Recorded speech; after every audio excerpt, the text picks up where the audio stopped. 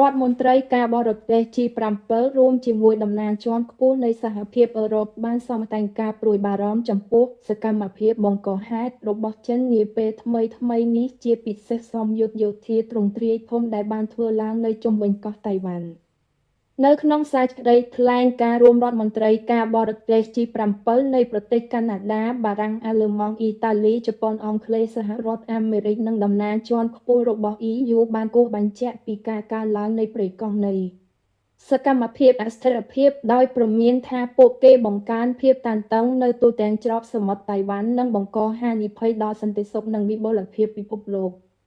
ក្រសួងការបរទេសសហរដ្ឋអាមេរិកនៅក្នុងសេចក្តីថ្លែងការណ៍មួយដែលបានចេញផ្សាយកាលពីថ្ងៃអាទិត្យបាននិយាយថាយើងរដ្ឋមន្ត្រីការបរទេស G7 នៃប្រទេសកាណាដា បារាំង អាល្លឺម៉ង់ អ៊ីតាលី ជប៉ុន ចក្រភពអង់គ្លេស